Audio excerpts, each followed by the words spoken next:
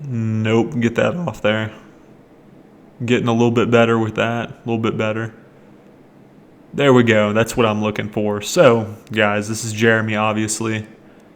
And this is going to be an Ironman series over RuneScape Classic. Now, if you've played RuneScape Classic within the past year, or even a couple years, they do their little reopenings from time to time. Some of the times it's not even announced when they do it, because no one plays RuneScape Classic other than a few botters.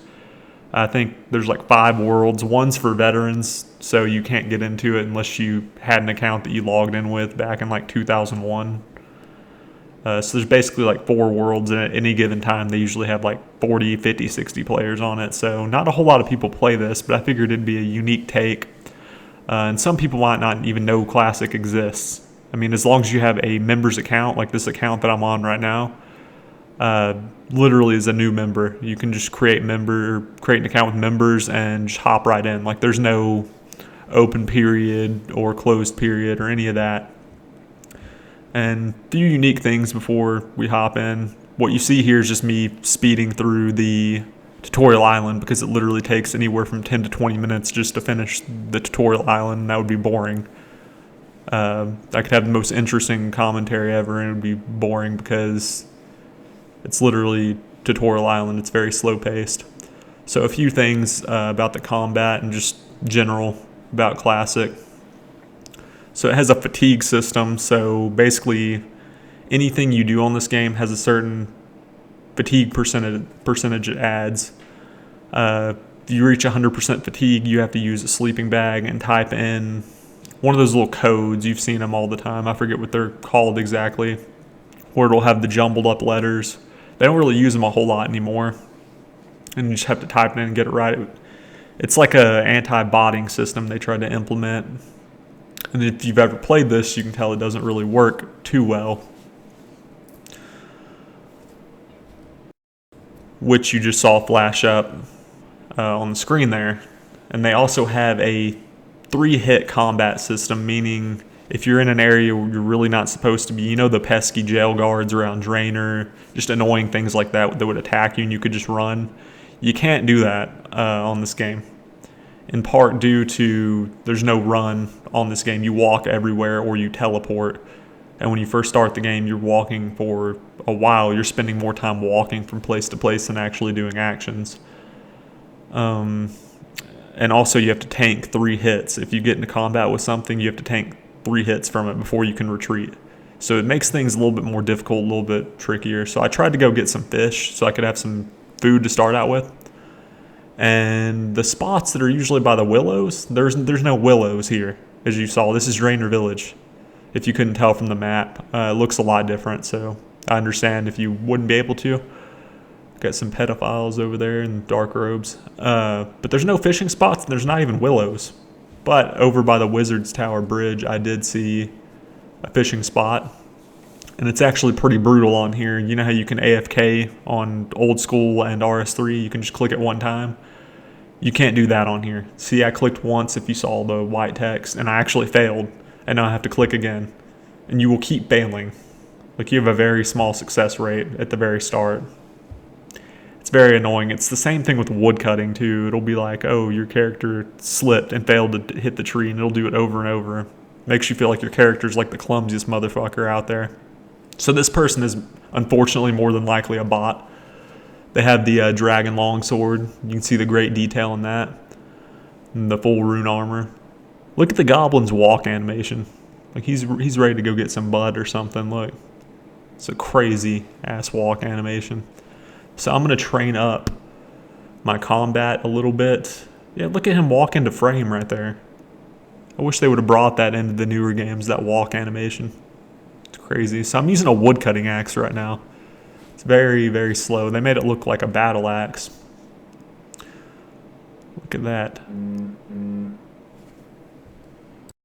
Another interesting thing that some of you probably know, some of you might not know if you've never played this, you can't pick your combat style like training strength, attack, defense, controlled. You can't do that beforehand. Like you can't do it beforehand and then get into combat. You have to be in combat to change it. Which I think it's pretty cool because you don't have those weapons where it's like, oh, scimitars the best for training strength. You can use pretty much anything you want. And that leads me to another thing. The weapon speeds on here, they're non-existent. So a two-hand is pretty much the best thing in the game, other than the Dragon Battle Axe and Dragon Sword. And the only reason being is because the two-handers on here stop at Rune, and you can get like a Dragon Sword and Dragon Battle Axe. But it's usually a while before you get your hands on that, so you might see me use that. Although the only things that really drop it, other than smithing it from the raw material, is black dragons and a few other high-level creatures. So I'll probably be rocking the Rune Longsword or something equivalent to that for a while, and then just get the Dragon Longsword and just kind of skip over the two-hand. Because all you need for the Dragon two-hand is Lost City and like 100k coins. So you just saw me eviscerate Kim Kardashian there. Little red imp. This guy's gonna be my first victim with my new steel short sword I looted from the wilderness.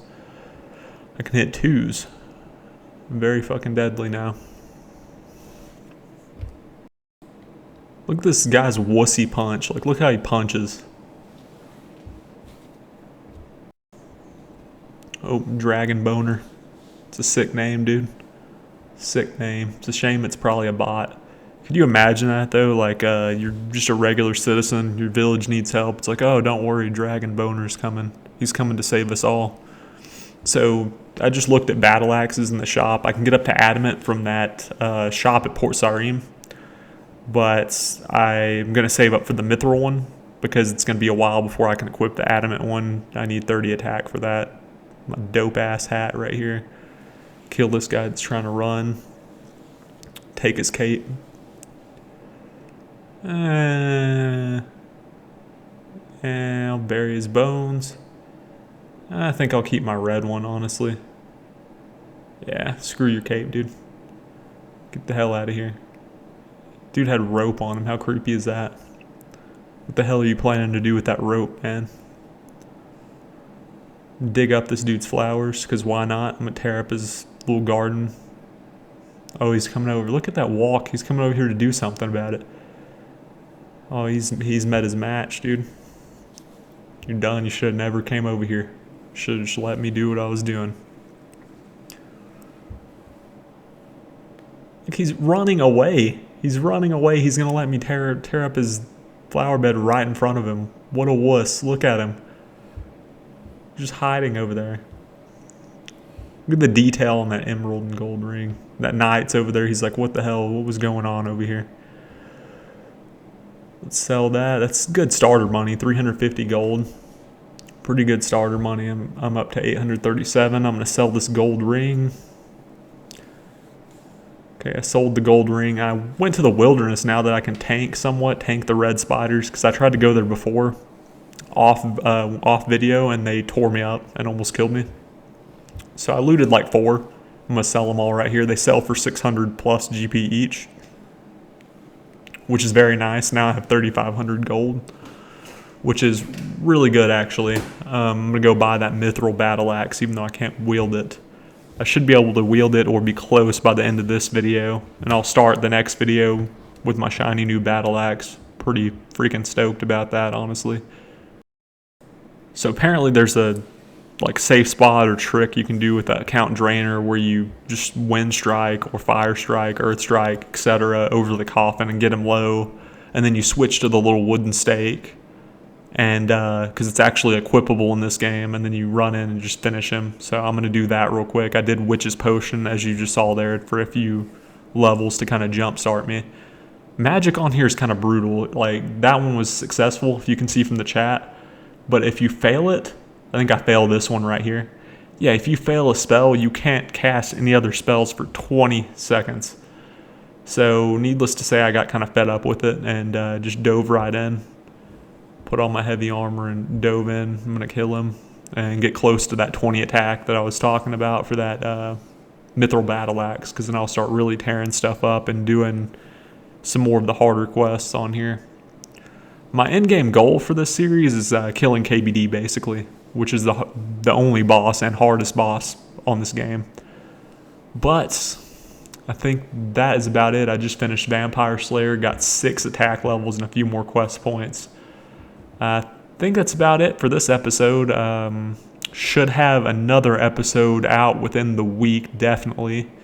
So be on the lookout for that. I just think it's a unique take. I'm still going to do my 12-hour series on old school, and just let me know if you like this series. And I might also do old school, 10-hour loop videos and stuff like that, because I think it would be really unique and really cool.